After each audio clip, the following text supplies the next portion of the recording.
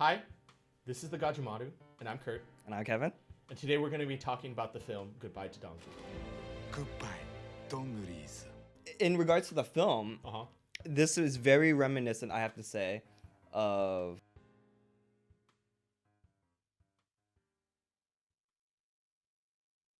It's fast gun for hire, he's the calling wind. A soldier of fortune, he's a man called Paladin. And it's a very heartwarming story about three friends, two childhood friends and a new friend, Yeah. and them bonding over this adventure Yes. and to find a MacGuffin. Again, I think it's fine to compare films like this to Stand By Me. Obviously, Yeah, there's a lot obviously, of yeah. parallels because of the coming of age tale. Yeah, and this movie does enough for it to stand, Yeah. you know, alone. It doesn't. You don't have to compare it to Stand By Me. Yeah. It's just something that it's always going to be in the back of your mind. The fact that we saw it with another friend, and the fact that all three of us kind of had that in the back of our You mind. hadn't seen Stand By Me. Yeah, and you hadn't even seen it. Yeah. So that kind of shows you how it's like it's just so a part of the cultural zeitgeist. Yeah. But somebody who's never even seen the film compared it to that. Yeah. So I do think that personally, actually, I'd say it's closer to Goonies. That must mean that the rich stuff is near the restaurant. So, wait a second. Beth, I'm gonna need you to translate the map because I don't understand Spanish. Right here. It's just like how in Licorice Recoil, everyone is like, well, it's John Wick. They shoot guns. But I think going on such surface level comparisons can sometimes be a detriment. Yeah, it can be show. incredibly misleading. Whereas like Stand By Me is much more grounded in reality, whereas this one, which we're going to talk about a little later, might have some magical realism, integrated into this one, right? I really thought it was a really touching story. Yeah. And I thought this movie was gorgeous.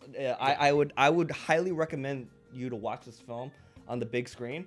The sound rattled the chairs, and it really Immerse yourself. Yeah. It really helped you to put yourself into this. Yeah, adventure. that was definitely something I wanted to bring up was the sound design. Yeah. That was definitely something. This movie has bass. Yes. There are several scenes with like airplanes, waterfalls, and like thunder, and it rocks the theater. Yeah. And this movie has an incredibly beautiful visuals. It's the scale of it. Yeah, the scale. Right? There's a lot deals with scale. But what was most important in my eyes is seeing the characters in tiny little dots in the frame, at the bottom of the frame, right? Yeah. And when you're watching this in a theater, you get the sound, you get immersed into the frame. And when you see this on this giant scale, right? Yeah. You feel it. You feel the characters, when they're insecure, you feel their insecurities. When they're triumphant, you feel their triumphs because it's all shown by how it's shot, how the characters are shown within the frame. That is why you go to the movie theater, is to see these sort of imagery, to see this imagery. You go to a movie theater and you see it. Yeah. And so don't watch this on your fucking iPhone, please, because you are doing a disservice to yourself if you do not watch this movie on the big screen. Point blank. Yeah, I would agree with that, Yeah. definitely. And I don't know if you picked up on this, but I noticed that the color red is a common motif throughout the film. Yeah. So this color motif of red is constantly popping up. And also, the thing that saves the day. Yeah. It's the Coke. It's a Red. Coke bottle. I guess, so in that sense, I guess it's thematically relevant that it's a Coke bottle, And you not could Dr. not Pepper. do disgusting Pepsi with that disgusting blue bottle because it would not have worked out. It's just like Dr. Pepper and Steins Gate, right? Where Yeah. it's like, That's doesn't actu- really matter, but it that's actually kind of pretty- matters.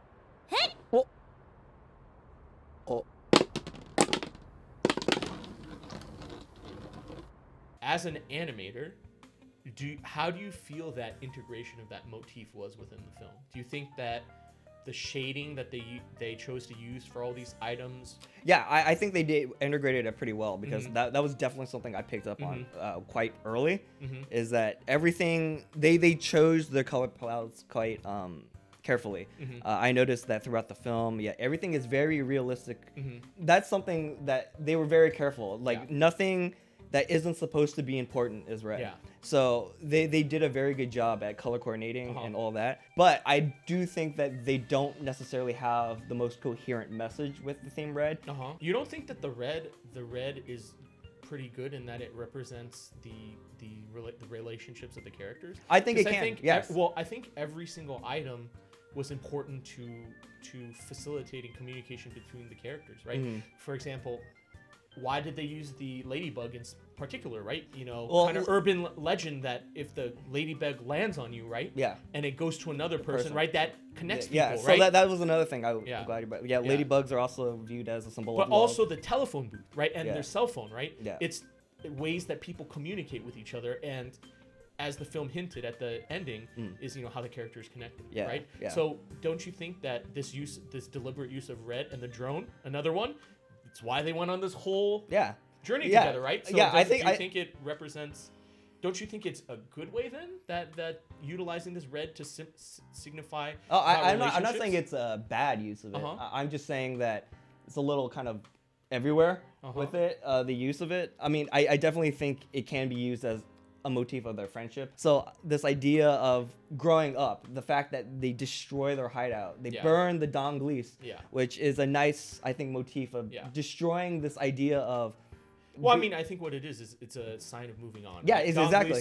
Is the thing that keeps them anchored to this. Exactly, village, and the fact that we know for a fact that Don Glees, it means don't smile. Yeah. And they're kind of over this sheltered phase. Yeah. So overall, I think there's a big message about not abandoning your past, but moving on from the scars. The destroying of their hideout, as you kind of mentioned, is them. Well, I think it's more about the coming of age, right? Yes. So this movie is definitely about growing up. I think that Ishizuka Atsuko, what she has proven is that she's perfect at taking these groups of adolescents in the time where their lives are changing and it's tumultuous and all these sort of things. She's great at taking these groups of people and these groups of friends and taking us on this journey where they, come of age, right? And telling these coming of age tales. Yeah. And it's extremely emotional when characters realize their innermost desires, right? Yeah. Like within Don Glees, there's this theme of what is your treasure? What is your treasure? And they're like, well, I want to be a doctor. That's my treasure. Yeah. Or the girl is the treasure. But that's not the point, right? It's about, growing up and moving on with your life in a sense. Yeah. That is what the treasure is. And it's about the bonds that you make along this journey that are your treasure. For me, I think when I watch anime now, I think a lot of people go, oh, I look at studios. But I think we talked about Godard a little bit earlier in this thing about the auteur theory, about how much can a director put their will onto a project like this, right? There's hundreds of people that work on this film, right? Yeah. It's not just Ishizuka's will that is being pushed onto this film. However, when you look at the lines that go from their major works, right? Yeah. I think that she has proven that she is a director that is to be watched. Yeah. That she has things to say, and that for me, I'm really looking forward to the next thing that she does. Yeah, absolutely. Same Because here. I think Sorayoni Moi was one of the best shows of that year. Yeah. And I think this movie is one of my favorite things I've seen all year.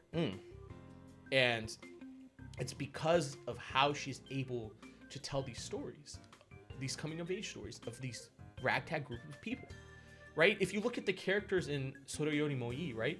They're very similar in the group construction, right? They're a bunch of misfits. Yeah.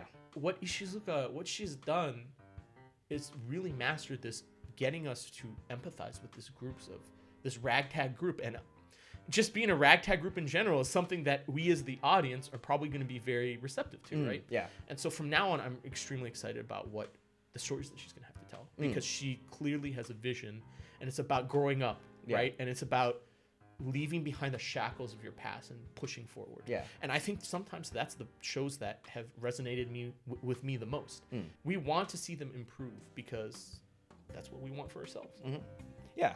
So yeah, definitely, as you were saying, I cannot wait for her next project. Yeah. I absolutely love almost everything she's done in the past. Of course. And while I did adore this film quite a bit, I don't necessarily think it's my top of in 50 or whatever of the year. I like this film quite a bit, but it didn't wow me as much as I thought it was going to.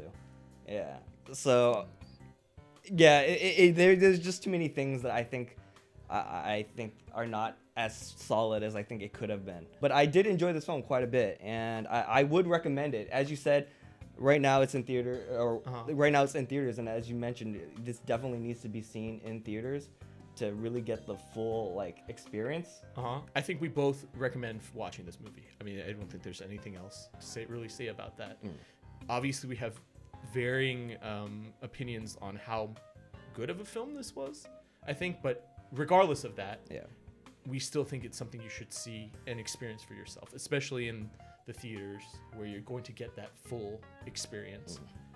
But I think that this film was extremely moving, extremely touching, probably one of Ishizuka's best works outside of Soriyori Moi, and again, it really sets a precedent for what she's going to do going forward. And yeah, I don't think there's much else to say. I guess that's about it.